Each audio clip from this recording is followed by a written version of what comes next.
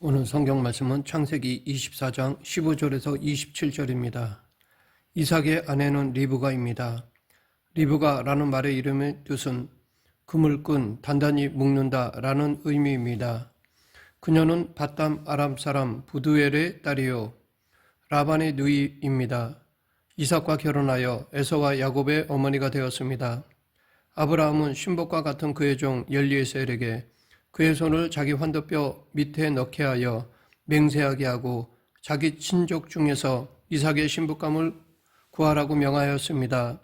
그래서 엘리에셀은 여행 중에 하나님께 우리 주인 아브라함의 하나님 여호와여 원컨대 오늘날 나로 손좋게 만나게 하사 나의 주인 아브라함에게 은혜를 베푸시옵소서 라고 기도하였습니다. 그뿐 아니라 목이 말라 물을 구할 때에 자기와 약대까지도 함께 물을 주면 하나님이 택한 사람으로 인정하겠다고 기도하였는데 마침 리브가가 기도한 대로 물을 주어 하나님의 응답으로 확정했습니다. 리브가는 믿음으로 아직 직접 보지 못한 이삭과 결혼하기 위해 자기 고향 밧단 아람을 떠난 신앙의 면모를 보인 여인이었으며 또한 부지런하고 순결하며 아름답고 건강한 여자였고 판단력이 있는 지혜로운 사람이었습니다. 그러나 그녀는 아들 쌍둥이 형제 중 작은 아들인 야곱을 편애하여 남편을 속이고 장자의 축복을 강제로 빼앗도록 도와준 일은 큰 실수였습니다. 하나님께서 이미 큰 자는 어린 자를 섬기리라 라고 예언하셨기에 리브가는 그 말씀을 믿고 하나님께 맡김으로 평안한 마음으로 기다렸다면 가정의 풍파는 일어나지 않았을 것입니다. 또한 자기 스스로 가슴 아픈 일이 없이 하나님의 약속대로 되었을 것입니다. 그런데 하나님의 섭리를 기다리지 않고 자기 힘으로 하려 했기에 사랑하는 아들 야곱을 자신의 오빠 라반의 집에 멀리 떠나보내는 생이별의 비운을 맞게 되었습니다. 그뿐 아니라 끝내 사랑하는 아들을 만나보지 못한 채 죽어 아브라함의 가족묘지인 막벨라굴에 장사되었습니다. 오늘 이 시간 이삭의 아내이며 에서와 야곱의 어머니였던 믿음의 대를 이은 리브가에 대해 알아보겠습니다. 우리들이 성경에서 주목해야 할 인물 중 하나가 바로 이삭의 아내 리브가입니다. 왜냐하면 자신의 몸을 불태울 나무를 지고 모리아산으로 올라간 이삭이 십자가를 지고 골고다 언덕을 향해 가신 예수 그리스도의 예표라고 한다면 이삭의 신부인 리브가는 곧 그리스도의 신부가 될 교회와 성도를 상징적으로 나타내는 인물이라고 할 수 있기 때문입니다. 우리에게 과연 그리스도의 신부가 될 자격이 있는가라고 질문한다면 우리는 리브가를 보면 그것을 알 수 있습니다. 왜냐하면 그 해답이 리브가에게 있기 때문입니다.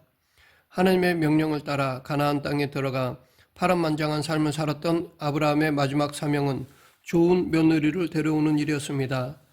아들을 잘 양육하는 것은 아브라함의 책임이었지만 손자를 기르는 것은 아들이 할 일이었습니다. 그러나 아브라함은 그의 아들이 손자를 제대로 기르려면 그 아내의 역할이 매우 중요하다는 것을 자신의 체험을 통해 잘 알고 있었습니다. 그래서 아브라함은 아들을 위하여 좋은 며느리 구하는 것을 자신이 수행해야 할 마지막 사명으로 생각했던 것입니다. 당시 가나안 땅에는 하나님을 버리고 우상을 섬기는 타락한 문화가 판치고 있었기 때문에 아브라함은 그곳의 처녀를 며느리로 맞아들여서는 안 된다고 생각하였습니다. 그래서 그는 자신의 모든 소유를 관리하고 있는 늙은 종을 불러서 아들의 신부감을 찾아내는 책임자로 임명하였습니다.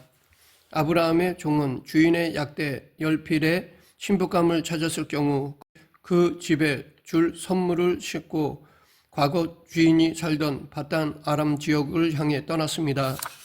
나홀의 성에 도착한 그는 성 밖의 우물가에서 하나님께 기도하였습니다. 우리는 당시 밧단 아람 지역의 사정을 이해하면 이 기도의 조건이 거의 불가능한 것임을 곧 알 수 있습니다. 물이 귀한 이 지역에서는 물 근원을 찾아도 지하로 거의 30m를 파 들어가야 물을 얻을 수 있습니다. 그래서 사람들이 공동으로 성 밖에 우물 하나를 파놓고 성의 처녀들이 그 우물로 내려가서 물을 길었던 것입니다. 물 항아리를 쥐고 30m의 계단을 내려가 길어 올린 물을 좀 달라고 하는 것조차 미안한 일이지만 나그네를 선대하는 것이 밧단 아람 지역의 관습이어서 그 정도는 거의 의무사항이었습니다.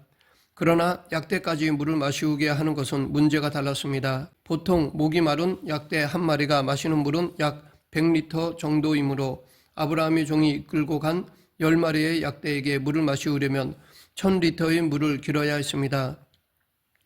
물이나 기름의 수송에 사용되는 드럼통 하나의 용량이 200리터이니 10마리의 약대에게 물을 마시우려면 물 항아리를 쥐고 30m의 계단을 내려가 5드럼통의 물을 길어 올려야 하는 것이었습니다. 그런데 아브라함의 종이 기도를 하자마자 한 처녀가 우물가로 나왔습니다. 그래서 그는 그녀에게 청하건대 내 물동이의 물을 내게 조금 마시게 하라라고 하였습니다. 그러자 아무 주저함 없이 리브가는 내 주여 마시옵소서라고 하였습니다. 그녀는 급히 등에 쥐고 있던 물 항아리를 손에 내려 마시게 하고 또 당신의 낙타를 위하여서도 물을 길어 그것들도 배불리 마시게 하리이다 라고 하였습니다. 그리고 곧 그 처녀는 물 항아리에 물을 구유에 붓고 다시 우물 아래로 내려갔습니다. 처녀는 그 깊은 우물을 오르내리면서 10마리의 약대가 배부르게 마시도록 무려 5드럼통에 해당하는 물을 길어 올렸던 것입니다. 리브가는 나그네에게 물을 마시우는 관습적인 의무만 다한 것이 아니라 그 1000배 이상에 해당하는 일을 했던 것입니다. 그런데 아브라함의 종은 그녀가 물을 길어 올리는 동안 감사의 말도 칭찬의 말도 없이 묵묵히 바라보고만 있었습니다. 그리고 10마리의 약대가 물을 다 마실 때까지 기다리고 있다가 비로소 금고리 1개와 팔찌 한 쌍을 그녀에게 선물로 주면서 내가 누구의 딸이냐고 물었던 것입니다. 그녀는 자기가 부두엘의 딸 리브가임을 밝히고 나그네를 아비의 집으로 안내하였습니다. 아브라함의 종이 그녀의 부친을 만나 모든 사연을 말하고 주인을 대신하여 청원하자 그 모든 일이 하나님의 뜻임을 알게 된 리브가의 부친과 가족은 그 청원을 받아들였습니다. 아브라함의 종이 이튿날 일어나 리브가를 데리고 가려 하자 그녀의 가족들은 딸을 갑자기 보내기가 서운하여 며칠을 더 머물다 가라고 권하였습니다. 그러나 그가 즉시 떠날 것을 고집하므로 가족들이 리브가를 불러 지금 가겠느냐고 물었습니다. 그러자 리브가는 가겠나이다 라고 대답하였습니다. 이렇게 해서 리브가는 가족들의 전송을 받으며 신랑이 있는 곳을 향해 떠났습니다.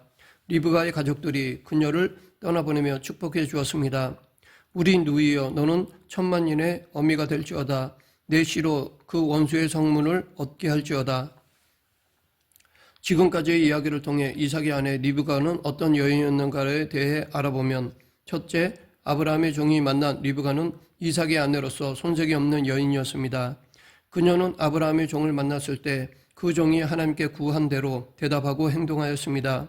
뿐만 아니라 그녀는 아름답고 순결하며 예의 바르고 나그네에게 친절한 여인이었습니다.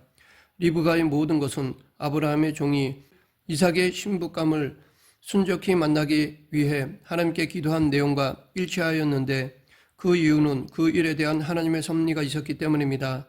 그러므로 아브라함의 종은 이와 같은 하나님의 섭리에 놀라 하나님께 경배하고 찬성하며 감사하였던 것입니다. 둘째, 리브가는 하나님의 뜻에 전적으로 순종하는 여인이었습니다. 배우자는 하나님께서 정하신 것이기 때문에 결혼 전에 하나님의 인도하심과 역사하심을 위하여 기도해야 하며 하나님의 뜻을 발견하면 그 뜻에 전적으로 순종해야 합니다. 아브라함의 종의 말을 들은 리브가의 가족들은 리브가를 불러 내가 이 사람과 함께 가려느냐라고 묻자 리브가는 가겠나이다라고 대답하였습니다. 리브가의 이와 같은 결정은 하나님의 뜻에 전적으로 순종하려는 신앙에서 나온 것이었습니다. 셋째, 리브가는 겸손하고 정숙한 여인이었습니다. 아브라함의 종과 함께 약대를 타고 가던 리브가는 눈을 들어 이삭을 바라보며 약대에서 내려 너울을 가지고 자기 얼굴을 가렸습니다.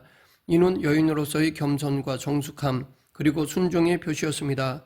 뿐만 아니라 리브가는 가족들과 갑자기 헤어지게 된 것에 대한 섭섭함이나 낯선 곳에 오게 된 어려움 등도 표현하지 않았습니다. 그녀는 하나님의 섭리하심을 믿었기 때문에 끝까지 겸손과 정숙함을 잃지 않은 지혜로운 여인이었습니다. 넷째, 성실한 여인이었습니다. 우물가에서 물을 채우고 있는 것으로 보아 리브가는 가정일에 성실한 여인임을 알 수 있습니다. 더욱이 심히 아름다운 여인이 성실하게 일을 하고 있는 모습은 보기에도 아름답습니다. 여인의 성실함은 아름다운 모습을 더욱 돋보이게 합니다. 다섯째, 친절한 여인이었습니다. 낯선 사람에게 친절한 봉사로 물을 마시우게 하였습니다. 여섯째, 복받은 여인이었습니다. 리브가는 믿음의 조상의 대를 잇는 복을 받았습니다.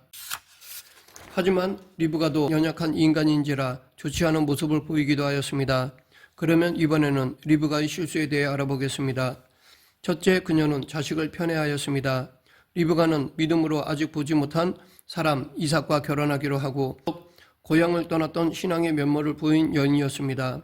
그러나 그녀는 쌍둥이를 낳고 동생을 편애함으로 말할 수 없는 고통을 당하게 되었습니다. 큰아들 에서는 남편 이삭이 사랑하고 작은아들 야곱은 아내인 리브가가 사랑하였습니다. 그 결과 형과 동생은 앙숙지간이 되었고 그들은 그 자식들의 충돌을 피하기 위해서 자식을 멀리 떠나 보내야만 하였습니다. 쌍둥이 형제가 사이좋게 살아야 했는데 형은 동생을 죽이려 하니 그들의 쓰라림은 말할 수 없었을 것입니다. 그녀의 편애는 가정에 불화를 가져오고 그녀가 사랑하는 아들은 일생 동안 고통을 당하게 하였고 야곱과 에사우의 후손들은 서로 대적하는 역사를 지으며 살아가게 되었습니다. 둘째, 그녀는 남편을 속였습니다. 리브가는 눈이 잘 보이지 않는 이삭이 에서 대신 야곱을 축복하도록 야곱을 위장시켰습니다. 결국 리브가는 그녀의 남편을 속여 그녀의 계획을 달성하였습니다. 하지만 그녀의 이런 행위는 가족 서로 간에 담을 쌓고 그에 상당한 보응도 받게 되었습니다. 셋째, 그녀는 세상적인 인간의 편법을 사용하였습니다. 믿음으로 하나님께 맡기면 쉽게 될 것을 믿지 못함으로 불안해해서 세상적인 꾀를 쓴 것입니다. 그래서 비록 그 목적이 달성된 것 같지만 그 결과는 계속해서 고달픈 인간의 지혜를 써야 할 일들이 발생하였습니다. 이것이 그녀를 지치고 쇠잔하게 만들었을 것입니다. 태 내에 있을 때부터 큰 자는 어린 자를 섬길 것이라 라고 예언한 바 있으므로 그대로 믿고 하나님께 맡기고 평안한 마음으로 기다렸다면 가정의 풍파는 일어나지 않았을 것이고 자기 스스로 가슴 아픈 일도 만들지 않고 하나님의 약속대로 되었을 것입니다. 인간은 다 자기 방법대로 살아보려 합니다. 하나님을 바라고 의지하는 것이 미련스러운 것 같기 때문입니다. 그러나 그것은 불행을 자초할 뿐입니다. 리브가의 방법은 그녀를 평생 탄식 속에 살게 했고 그의 자손들이 대대로 내려오면서 서로 반목하며 살게 한 원인을 심게 한 것입니다. 그러면 이런 리브가를 통해 우리가 배울 교훈은 무엇일까요? 첫째, 아브라함의 종과 같이 사명을 감당할 때에 자기 주장이나 판단보다도 하나님의 인도하심을 우선 순위에 두어야 합니다. 즉 기도로 시작해야 합니다. 둘째, 지나가는 노인과 약자들에게까지 물을 주었던 리브가의 친절과 자비심이 그녀의 삶을 바꿔놓았듯이 선행은 하나님의 백성으로 마땅한 것이며 그 선행을 통해 하나님은 당신의 뜻을 이루십니다. 셋째, 인간의 계략은 하나님의 계획을 방향 전환하게 하거나 하나님께서 정하신 시기를 당기고 늦추지 못합니다. 그러하기에 경외하는 마음으로 하나님의 때를 기다리는 것이 정도라는 것입니다. 넷째, 부모가 자녀를 편애하는 것은 올바른 양육 태도가 아닙니다. 부모의 편애로 인해 야곱과 에서 사이에 짝퉁 경쟁심과 적대감은 오랫동안 그들의 삶에 아픈 가시가 되었습니다. 그리고 부모는 자녀의 일시적인 앞날을 생각할 것이 아니라 하나님의 뜻에 합당한 장기적인 계획을 세워 자녀를 지도해야 할 것입니다. 다섯째, 아들을 사랑하는 마음의 인간적인 생각대로 여러 가지 잘못을 범하면서 그 사랑을 표현하고자 했던 리브가의 태도와는 달리 우리의 행동과 생각은 하나님의 인도를 받아야 하고 하나님의 지혜로 조절되어야 합니다. 즉 사랑과 욕심을 구분해야 합니다. 여섯째, 리브가가 계략을 쓰는 잘못을 범함에도 불구하고 하나님께서는 그런 실수를 다 포용하여 야곱에게 복을 주심으로써 당신의 뜻을 이루셨습니다. 하나님은 우리의 악도 당신의 뜻을 이루시는 도구로 사용하실 수 있는 전능하신 분이십니다. 말씀을 맺겠습니다. 리브가와 같은 아름다운 믿음의 선진들을 보면서 우리도 이렇게 살아야 할 것을 느낍니다. 오늘날처럼 각박한 사회에서 우리가 성실하고 친절하게 사람을 대하면서 살아간다면 더 한층 밝은 사회가 될 것입니다. 또한 우리가 성실하고 친절한 모습으로 살아갈 때 하나님은 우리에게 더 놀라운 은혜로 채워주실 것입니다. 우리 모두 신랑 되신 예수님 앞에 지혜롭고 현숙한 신부가 되길 간절히 축원합니다. 기도하겠습니다. 생사화복을 주관하시는 하나님 아버지, 내 중심의 계획, 내 중심의 방법이 아닌 하나님의 뜻, 하나님의 방법을 구하고 신뢰하여 더 큰 은혜를 누리는 저희들이 되게 하여 주시옵소서. 예수님 이름으로 기도드립니다. 아멘.